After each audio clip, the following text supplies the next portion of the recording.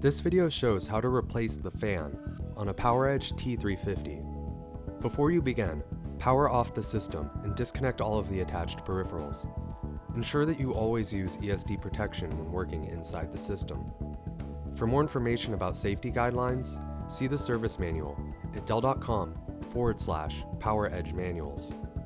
To begin, first remove the system cover. To do this, rotate the lock on the top of the system cover to the unlocked position. Lift the latch to disengage the cover from the system. Then lift the system cover off.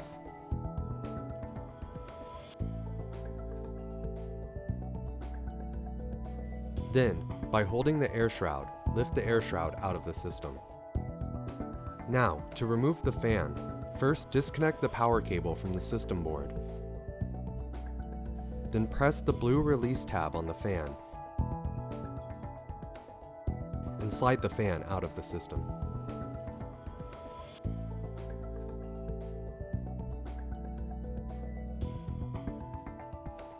To replace the fan, align and insert the fan with the slots on the system.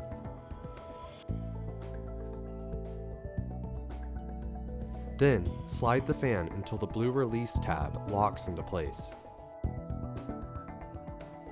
Now, connect the power cable to the system board. Then, replace the air shroud. Lower the air shroud until it's firmly seated. Finally, replace the system cover. To do this, first place the cover into its position on the system. Lower the latch to engage the cover into the system. Then, rotate the lock on top of the system cover to lock the position.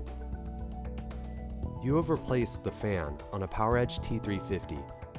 If you need more information or assistance, go to dell.com/PowerEdge manuals.